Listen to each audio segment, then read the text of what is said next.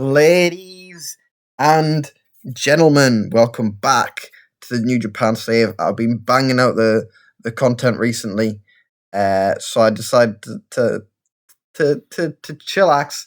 I had a lot of work over the weekend, so I eased off on the videos.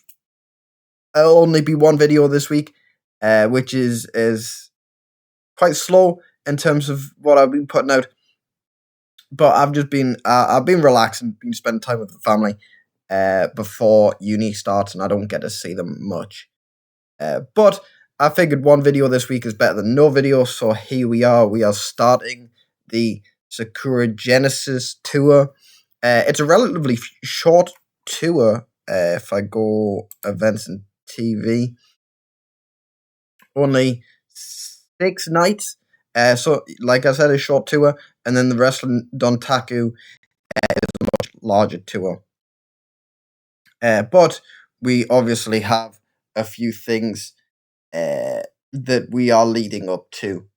The main one, which you will have seen, got confirmed in the last video: Tetsuya Naito versus Kota Ibushi for maybe both titles, maybe one title. I'm not sure yet.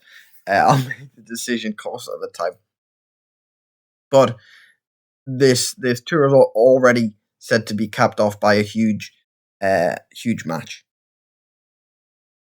I also have very, very big plans for Wrestling Dontaku. Obviously, there's 2 nights of it.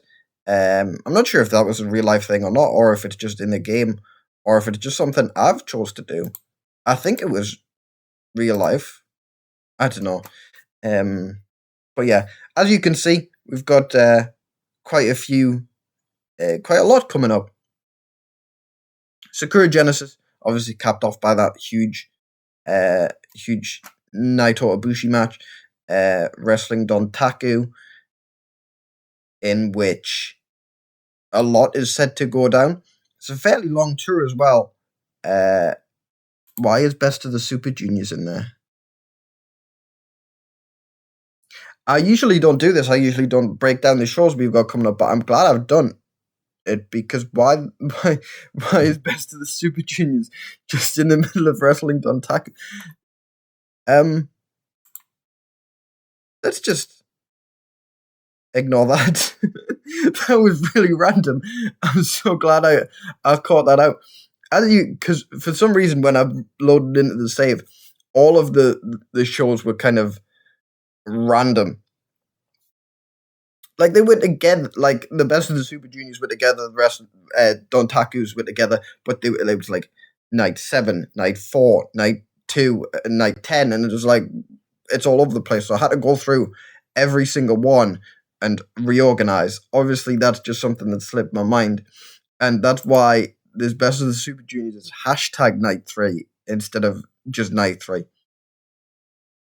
Yeah, sorry, really random. But I'm glad I caught that. So we've got Sakura Genesis, then Dontaku, then Best of the Super Juniors. We've got a short run up to the Dominion show, and then it is the G1 climax, in which I feel like I'm doing quite well in terms of planning ahead. But for the G1,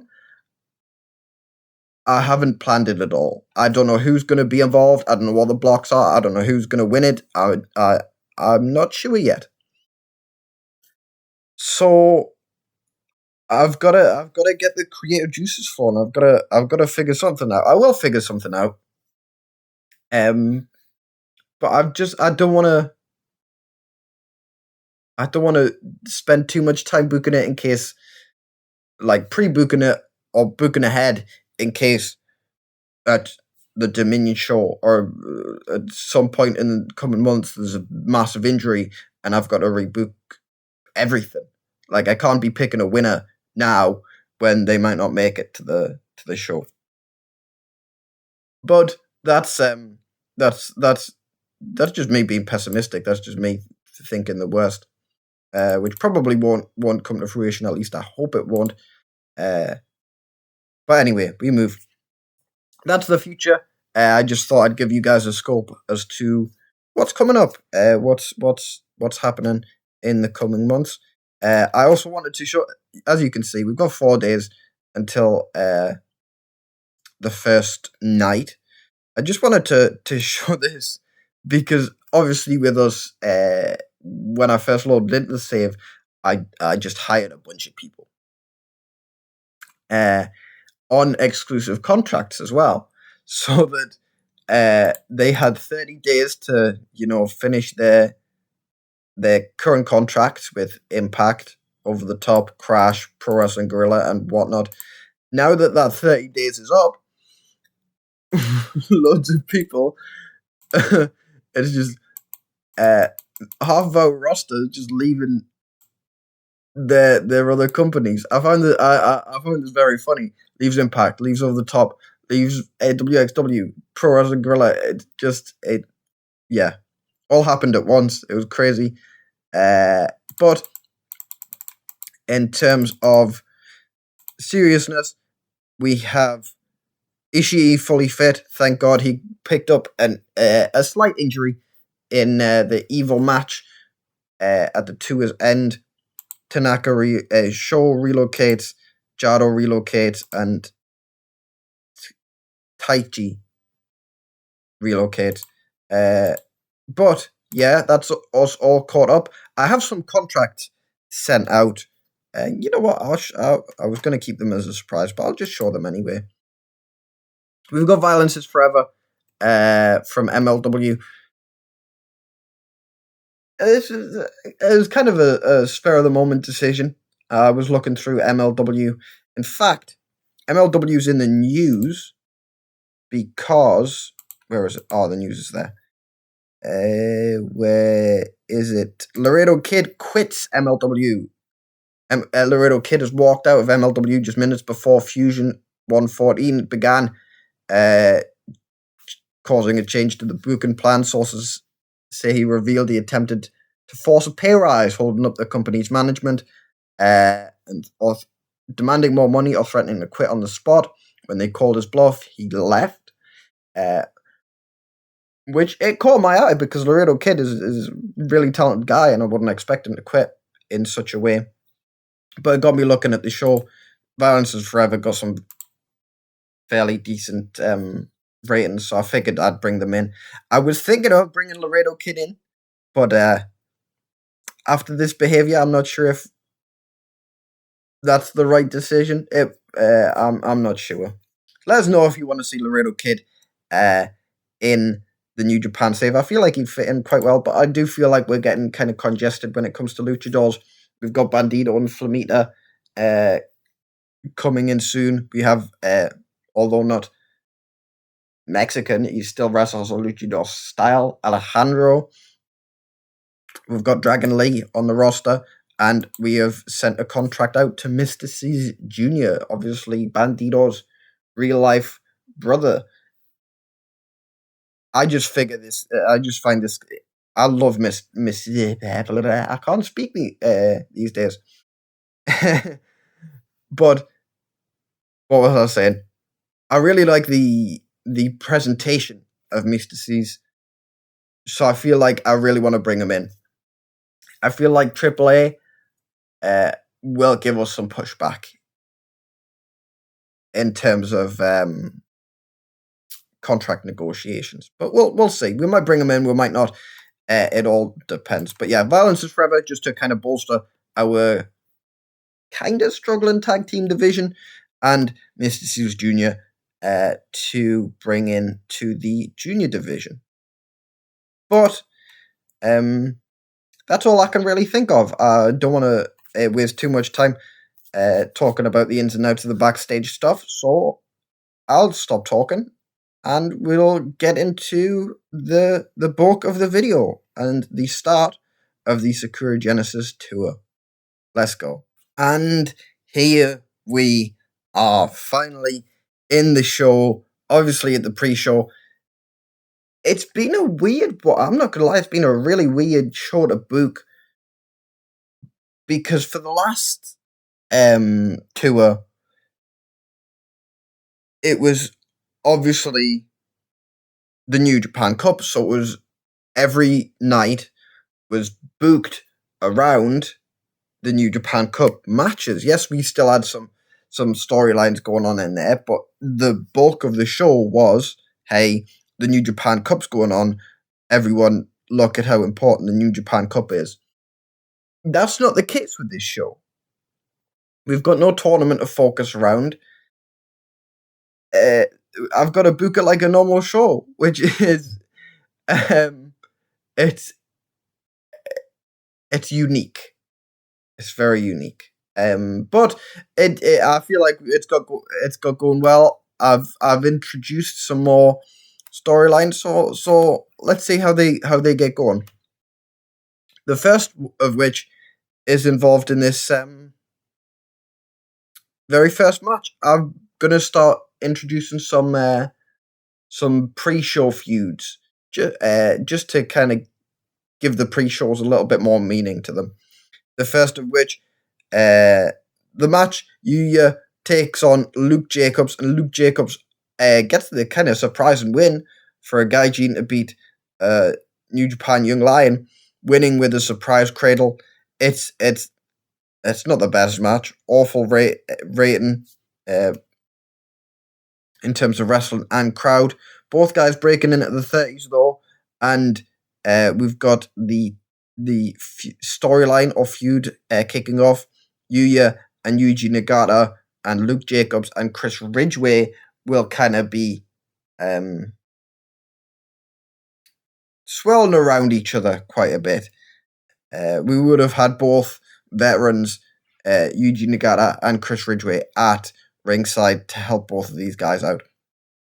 Not the best match, but it's a pre-show match, so what are we going to do? Next up, Violence is Forever. I haven't saved them as a tag team. That will have hurt us. But Violence is Forever take on the Von Erichs. All four guys coming to us from Major League Wrestling. We're kind of just sniping a lot of their talent. I must apologize. But the Von Erichs taking on Violence is Forever. The Von Erichs beating Violence is Forever. This was a strange one to decide a winner on. I wasn't sure how Violence is Forever's ratings were going to do.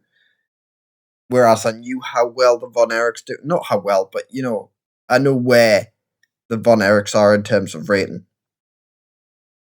Oddly enough, Violence is Forever did decently. They both held their own and they weren't too far away from the Von Erichs. So all four guys could definitely become mainstays in the roster if we can get their ratings up just that little bit. But it still wasn't the best rating. A throwback, I'm sure these guys have crossed paths in MLW before. I just thought it was a nice callback to where all four guys came from, and a nice way to scope out how well the new guys would do. I'll let you guys know, but obviously, with them being on tonight's show, we have officially signed Dominic Guarini and Kevin Koo. The other guy, Mr. Jr., we're not going to sign him because I said AAA were going to push back, and they very much have. We offered him the standard, what comes up in the game. I think it was exclusive written and a monthly contract. We offered him, I believe, around $3,000 a month. AAA said, "Rude boy, who do you think you are?" and offered him $16,000 a month. Yeah, we're not going to pay that much. Not for a guy who we don't know how well he will take to a Japanese audience, but also someone who, isn't like in our booking plans. It was a spur of the moment thing, us sending him a contract. We were trying to pick him up for cheap. Obviously, AAA weren't going to let that happen. So, yeah, we're missing out on Mr. Cease Jr. It's a minor thing. But, AAA put down the big bucks. So, fair play to Mr. Cease Jr. He's winning out of this whole situation. He's getting some money. to his name. Anyway, that was a tangent. I just thought I'd let you guys know you won't be seeing Mr. Cease Jr. on any of these shows coming up. Finally, to end off the pre-show, we had Alejandro and the Velocities. I feel like I've been neglecting the Velocities. They haven't shown up much. But they're on this show. They were taking on Theoman and Kotoge and Yoshioka, with the heel teaming getting the win in around 12 minutes, with Paris de Silva eating the pin. Paris de Silva and Seiki Yoshioka are getting better at their gimmicks. Everyone was in the 30s, which is good. Everyone pushing the high 30s, which is brilliant. Alejandro already at a 36. The Velocities at the high 30s, so they will soon be good enough. Kotoge will probably feature in our Best of the Super Juniors because he's that good. And Yoshioka and Theoman are struggling. They were the worst rated, but they're getting there. I feel like this was meant. It was the right decision having this as our kind of pre-show main event because it was the better match. I was tempted to make it a high spots match, but I'm glad I didn't, considering how the last two matches went. The crowd are very, very cool, so having a high spots match definitely wouldn't have worked. I don't have really too much plans for either, too many plans for any of these guys. But there's seeds planted. It will be up to them in game to kind of get the ratings up, get the performances up, and then I will pull the trigger on the plans.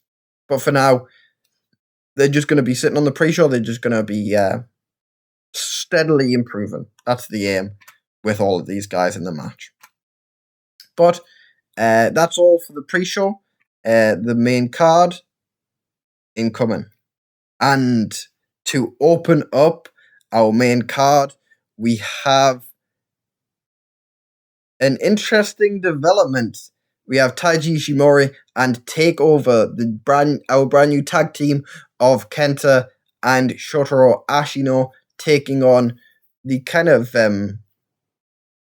put together pairing of Tohanare and GBH. Takeover obviously getting the win. Kenta pinning Togi Makabe in around 15 minutes. This was obviously, as usual, our technical masterclass. Because all of the guys have good technical rating. Tohanare with a 42. We weren't expecting that. Tohanare actually outperformed Tomoaki Honma. So that's a surprise. And as you can see, a brand new storyline started. We're going to be pairing Kenta with Togi Makabe, two guys that will put on banging matches week in, week out. Two guys that will, without a doubt, batter the absolute fuck out of each other. What more can we ask for? In terms of in-ring work, Kenta was head and shoulders above everyone else. That is the same for the majority of the roster. But yeah, starting off some fresh feuds. Starting off the show in a good way. Both the wrestling rating and the crowd rating was good, especially for some guys who we're not 100% sure on. Toa Hanare, I don't think he's been in the save yet. And Tomoaki Honma, with ratings like this, his retirement might be coming up very, very soon. Anyway, moving on. We have quite a depressing match. We've got the stable brand warfare between Suzuki-gun and Roppongi Represent going on at the moment, which is obviously displayed in this match. We decided to put a heavyweight and junior heavyweight in a team against heavyweight and a junior heavyweight from the opposing stable.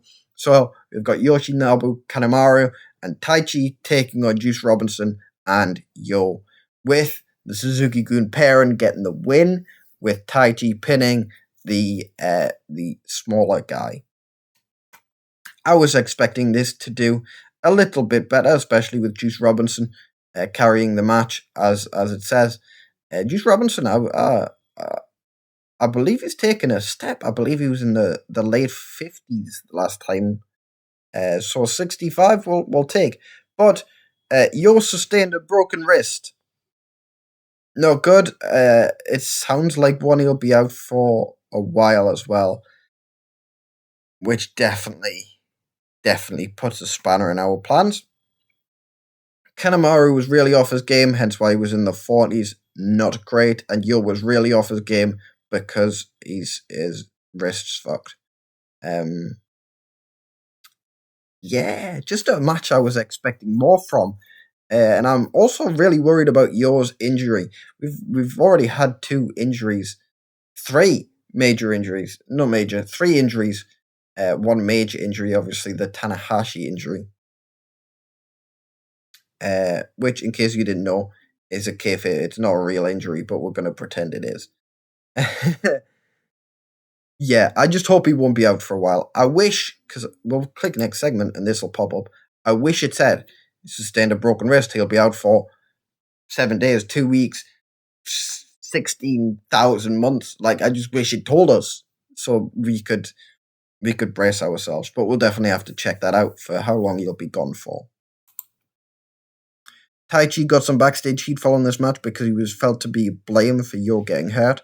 That sucks. And it will probably cause problems with the feud, but we're just gonna knuckle on with it.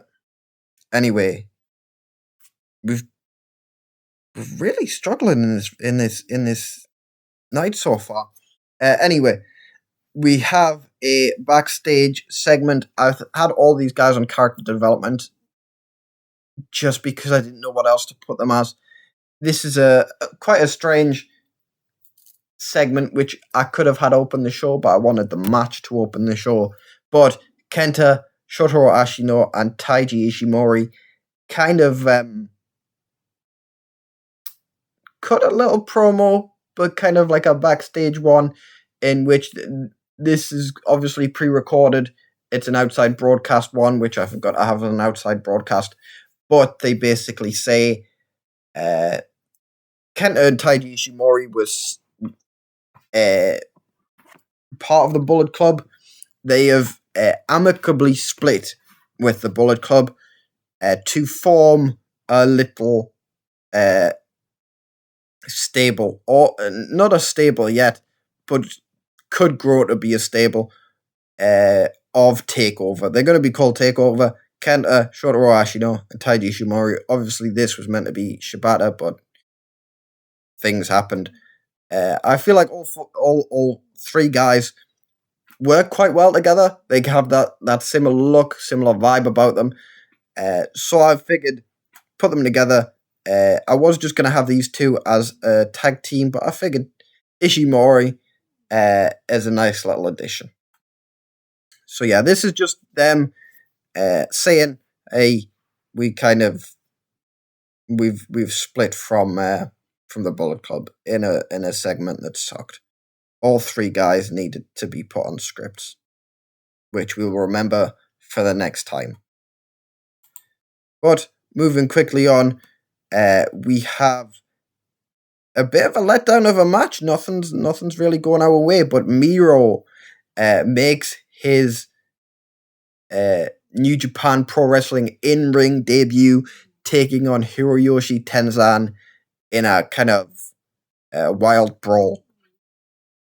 I was quite worried about this match, and I was right to be because it wasn't the best, but I was worried about Miro's rating.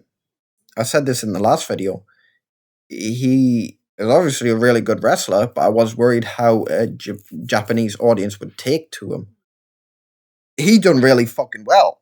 An in-ring rating of 54.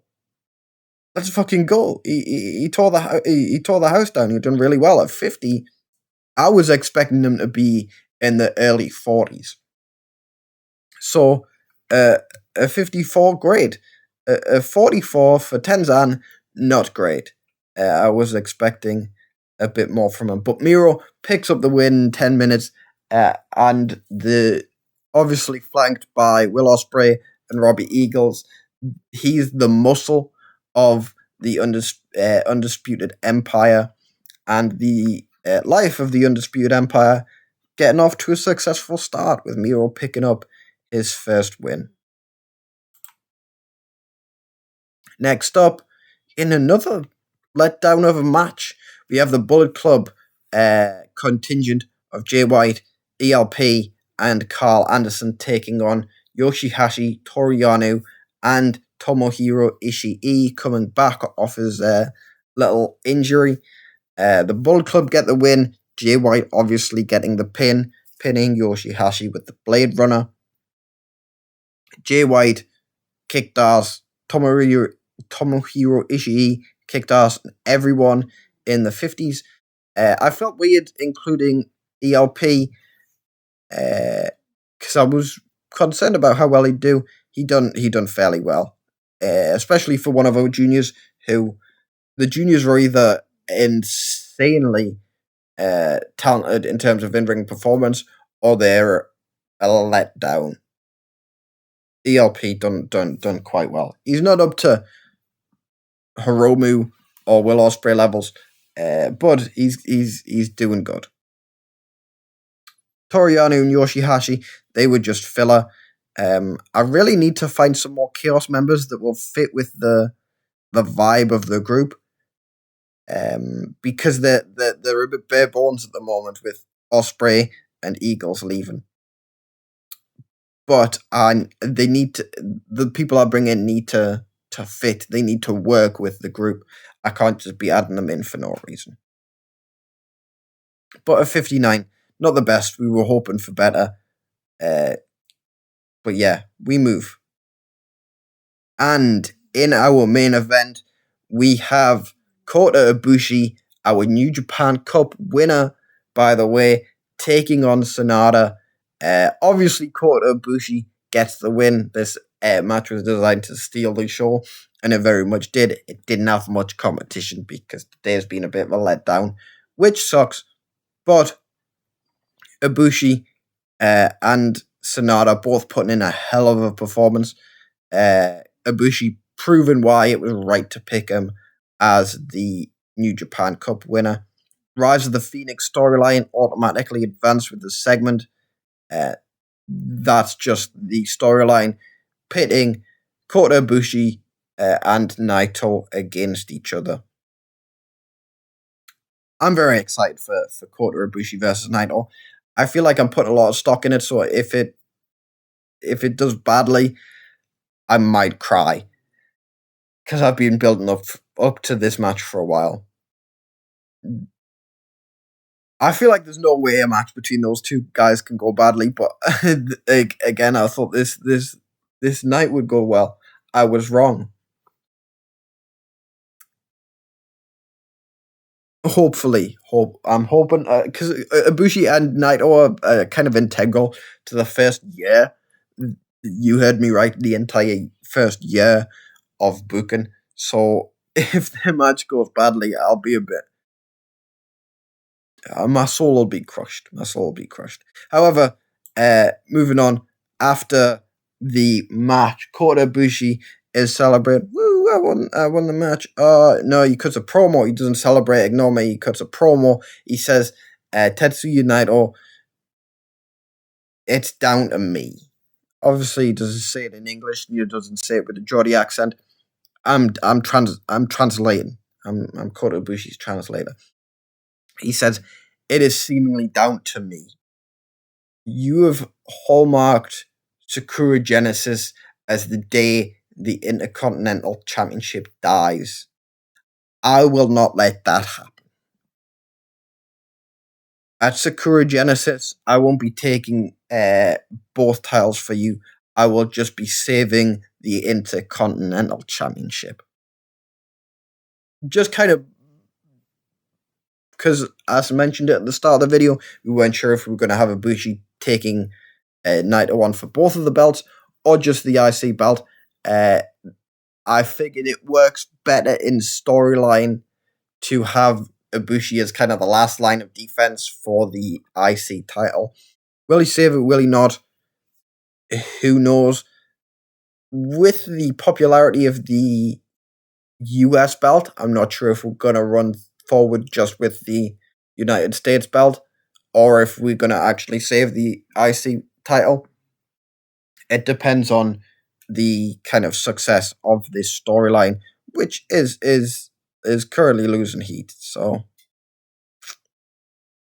not wonderful. However, after Ibushi's promo, he basically gets jumped by the entirety of LIJ.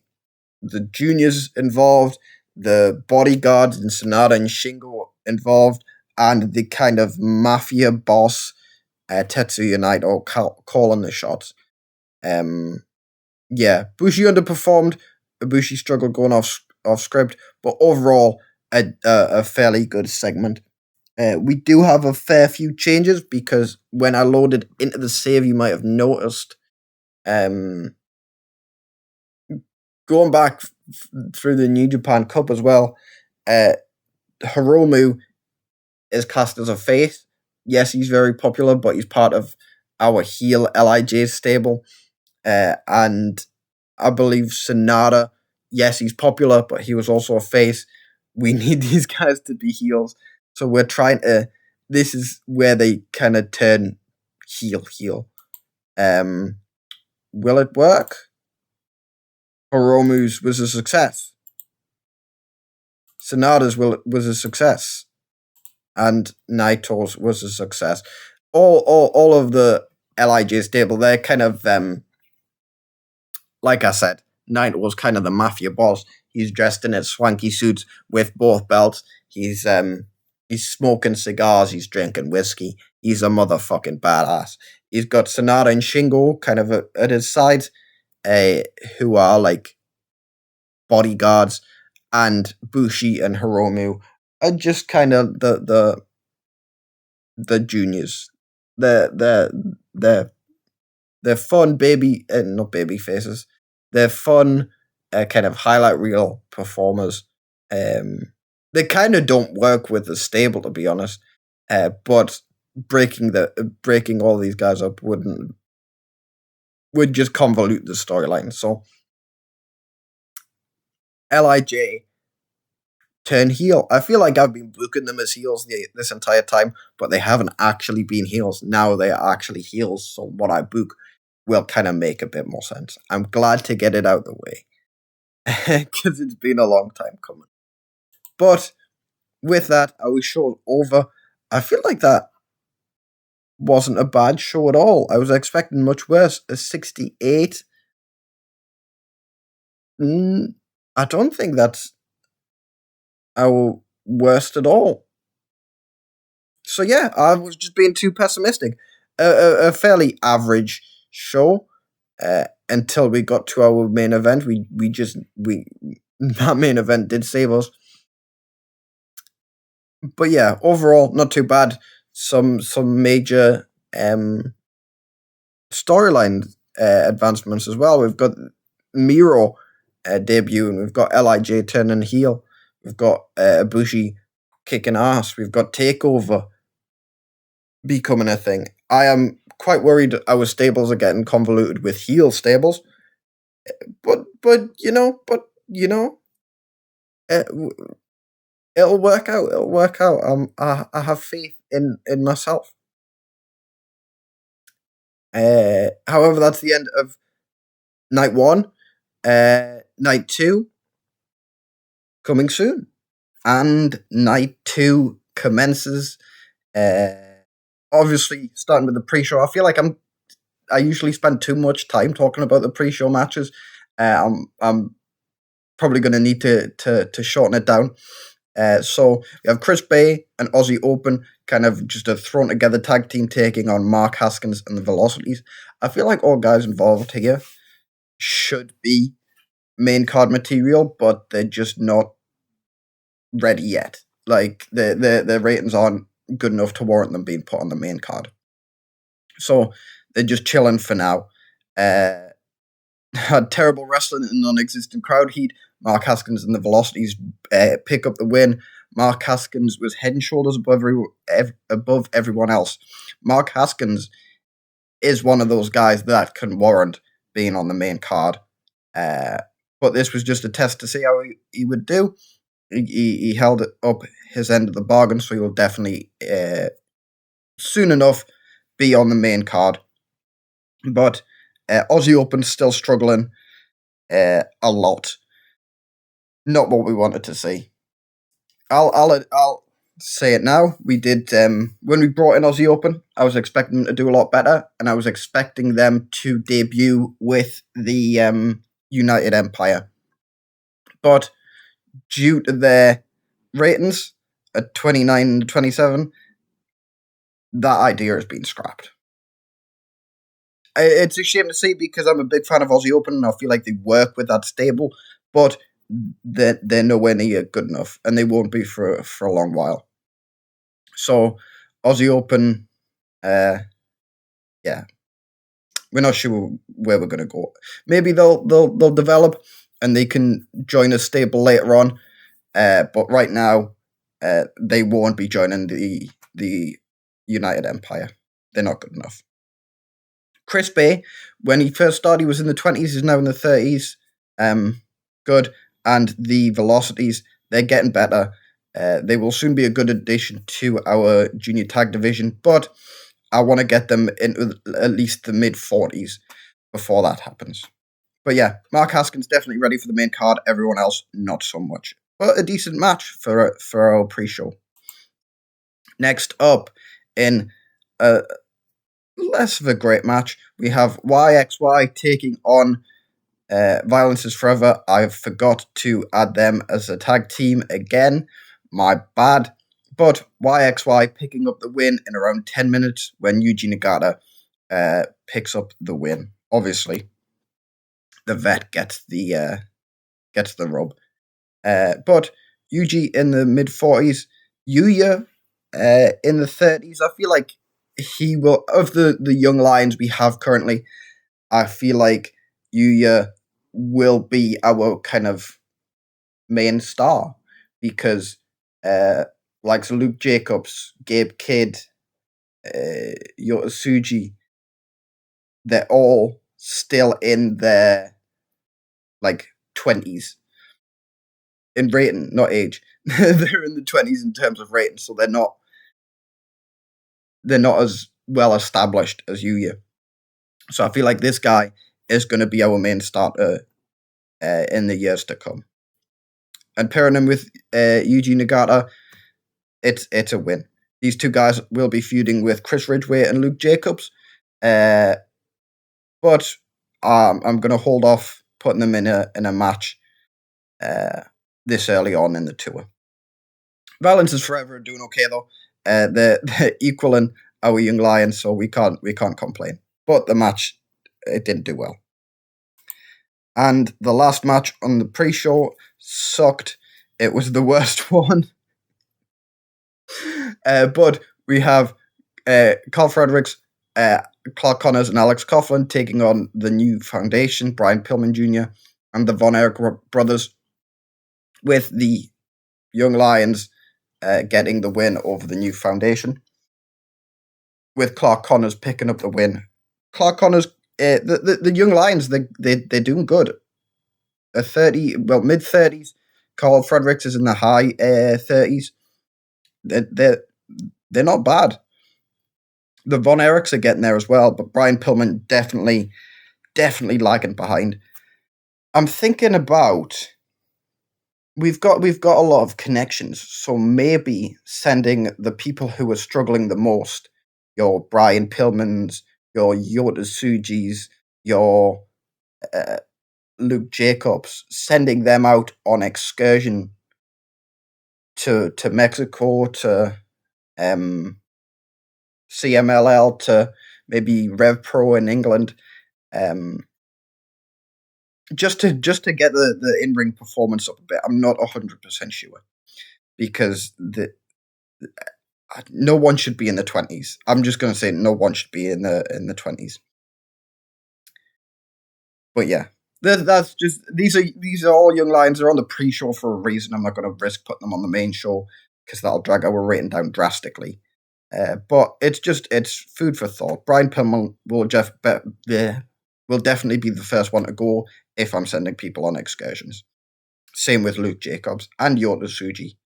But yeah, that's it for the pre-show. I won't waffle on too much because we've got an exciting main card to come. Let's get into it. And our first match of the night is a bit of a letdown. We have Shaw versus taking on Shaw taking on Despy. It was meant to be a technical match. It did not do well. 41. We expect better from both guys, especially in terms of in-ring rating. 40 for Shaw, 35 for Despy. This is it. This is the reason why Shaw and Despy don't click at all, and it showed in their performances. That's surprising because I feel like both guys do fairly well, but yeah, they're both very talented, but we just need to keep them out of matches together, which sucks because they were building towards a match between Shaw and Yo taking on Despy and Kanemaru. So that's not what we wanted to hear. But 41 isn't the way to open up the show. Maybe it's because it was a technical match. They both have good technical ratings, but maybe it just didn't click. But Shaw picking up the win. We'll swiftly move on because that's not good. Oh my god, what's going on today? In our next match, we have the mighty Don't Kneel, Mikey Nichols and Shane Haste taking on Mexa Blood, obviously Bandito and Flamita. Bandito and Flamita picking up the win. I was unsure about this one because TMDK, I feel like more established, but Bandito and Flamita are, as you can see, just better in terms of in-ring performances. The wrestling was good. The crowd did not like it. The crowd turned off by having a match outside the pre-show between workers they don't have any investment in. So that's my bad. I believe the last time we had TMDK, they were in the pre-show, and their ratings are good enough to be outside the pre-show, but then the fans just aren't buying them at the moment. This could have been a good match, especially with the ratings involved and the wrestling. We just need to build people up instead of just putting them in matches. So, my bad. This one's on me. Next up, there we go. That's what we like. This is more like it. Davey Boy Smith taking on Kenta in, I believe I had this. I might have had this as a wild. I think I had it as a wild brawl. I might not have, but Kenta getting the win. I'm very sure when it comes to Davey Boy Smith that he is eventually going to become a valuable member of the roster. Because he's only just come back and he's getting 46s. He can do very well. And Kenta, even though he was off his game, still probably put on one of the best performances of the night. Kenta is someone we're definitely going to have to put stock in because he has been doing so well for us so far. Very, very valuable. And his segments, his matches, they always do well. So thank you, Kenta, for saving the show. The crowd finally getting into the show, and the wrestling was pretty sweet as well. But yeah, another win for Kenta. I feel like he's our most successful star in terms of actually winning matches. So good. Next up, in an even better match, you love to see it, the United Empire, all three members of the United Empire so far, Miro, Robbie Eagles, and the leader, Will Ospreay, taking on Roppongi Represent, Juice Robinson, Rocky Romero, and David Finlay. Obviously, in the last show, Yo got injured in his match. He will, I think it was a broken wrist. He will be out for 22 days, which sucks because he will miss the Sakura Genesis show, but it is what it is. It can't be operated. It can't be.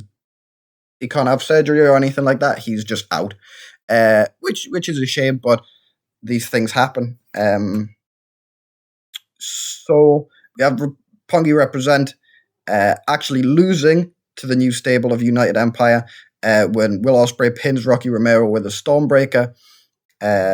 During the match, Zack Sabre Jr. attacks Juice Robinson. And I forgot to add it in, but Tai Chi, sorry, not Taiji Ishimori, Tai Chi, attacks David Finlay Jr., just kind of hyping up another tag team match between the two teams. In terms of in-ring work, Will Ospreay was head and shoulders above everyone else. We're not surprised. Nady won. That's excellent. David Finlay doing okay. Miro, considering we've only just brought him in, is having a hell of a run. So yeah, this is what we like to see. None of that 40s bullshit. Let's get matches in the 60s, boys. Let's get matches in the 60s. Tag title stories advanced, gained heat. Chaos erupts. Probably gaining a bit of heat as well. After the match, we see typical backstage promo for New Japan. Will Ospreay, he is obviously out of breath from the match, but he says he is the best wrestler on the show, as proven by the ratings. He says that he's the best wrestler in the show and he's the best wrestler in the damn world. And he calls out, as you see on screen, one Jonathan Moxley.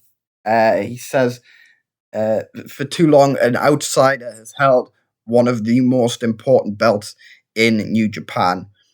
He's not going to stand for that. He's just beat the Kazuchika Okada.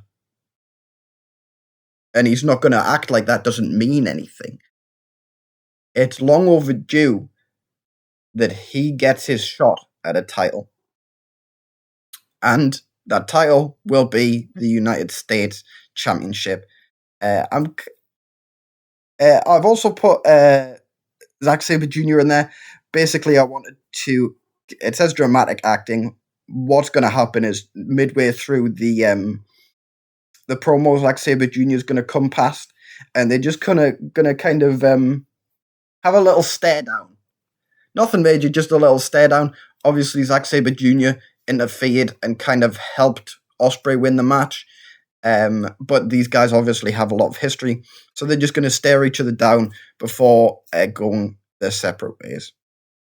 But a little bit of tension between these two, and Will Ospreay calling out Jon Moxley for the US title at Sakura Genesis, which is going to happen. We're gonna have a segment next week where Moxley's like, "Hey, I accept," blah blah blah blah blah.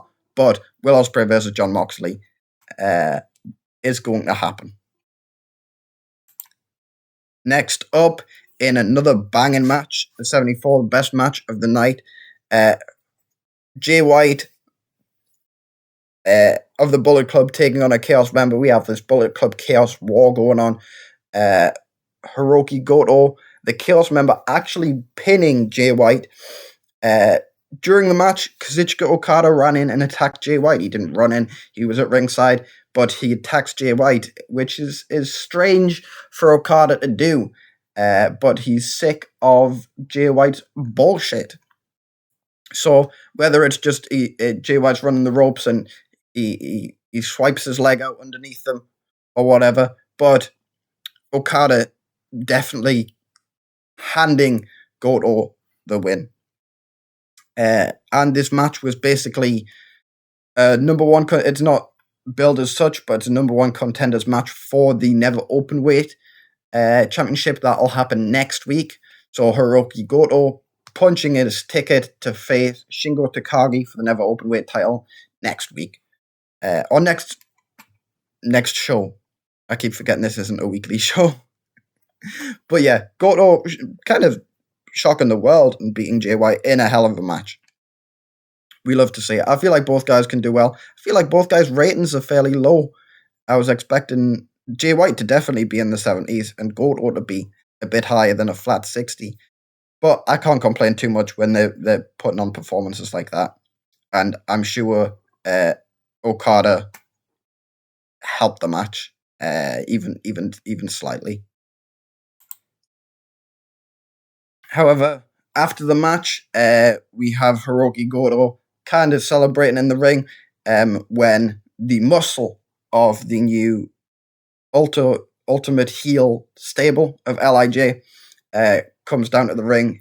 Sonata and Shingo Takagi, they're just going to try and rush Goto. Goto's holding his own until Sonata kind of whips him into a huge clothesline from Shingo, and then they just start beating down Goto. When Kota Ibushi shows he's not going to let what happened last week slide, he rushes down to the ring, saves the Chaos member in Goto, and kind of drives off the LIJ counterparts. Probably end the segment with Ibushi and Goto in the middle of the ring staring down Sonata and Shingo as they kind of retreat to the back. But adds heat to the Goto versus Shingo match for next week and kind of increases the rift between Ibushi and the LIJ stable. And finally, we have Jay White cutting a promo. I wasn't sure if I should have the this, because it's segment following segment, which I don't usually like doing, but I wasn't sure if I was going to have the Goto Ibushi segment lead into the Jay White one, like in different parts, or have them as two different segments. I've had them as two different segments because they don't really go together, despite following each other. But Jay White is knackered. He says that Okada just can't let it go. Okada beat him. He's man enough to say that. Okada beat him during the New Japan Cup tour. So Jay White's perplexed. Why does this guy keep getting involved in my matches? His Bullet Club has been mollywopping Chaos. Maybe he's a bit bitter. Maybe he's becoming a bitter old man. Who knows? But Jay White doesn't want anything to do with Okada anymore. His sights are set on Will Ospreay. He's still not over the fact that Ospreay turned down the Bullet Club to dress up in his little suit. So Jay White says before Will Ospreay will take on Moxley, he's going to have to earn his opportunity by beating Jay White. So on night 4, we are going to have a match between Jay White and Will Ospreay to determine the number 1 contender and for Jon Moxley's US title. I feel like these 3 guys are kind of intertwined at the moment with the multiple storylines we've got going on. And I'm excited to see where it goes. All 3 guys in different stables. I'm not sure how well that match is going to do because we've got heel versus heel. But let's see. Will Ospreay. I was just going to give Will Ospreay the match for the US title, like I said earlier. But I feel like have these 3 guys all swirling around Jon Moxley. Have all 4 guys kind of competing for the US title. Gives Okada something to do outside the main event. Jay White could easily pick up the tertiary title. Will Ospreay could get his first heavyweight title. I'm not sure which way it's going to go, but all 4 guys will be kind of involved with the US title picture. But that is how we go off air. It's a decent segment, but not the best. These 2 guys, Ospreay and Jay White, still aren't fluent in Japanese, so that'll obviously negatively affect the rating. But it was a fairly good show. The main event definitely helped. The Kenta match definitely helped. The United Empire are doing really fucking well for a new stable, especially with new guys like Miro getting involved. Uh, I feel like I need to do more with Miro. He needs to be more prevalent on the shows. He needs to be more of a bodyguard.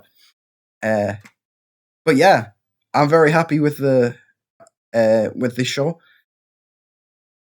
It's going well, and I'm very excited for this tour. I was saying earlier how I'm kind of struggling to book it without having a tournament to base it around, like the New Japan Cup. But I'm hitting my stride now, and I'm happy. So yeah. So, but that'll be the end of this video. I hope you guys have enjoyed. I hope you're excited for the Sakura Genesis tour end. We're only going to have 3 videos on Sakura Genesis. Night 1 and 2 in this video, 3 and 4 in the next video, and 5 and the end of the tour in the 3rd video. But big things incoming. I hope you guys are excited. That'll be all for this video. I hope you tune in at the next one. That's all I've got to say. Peace.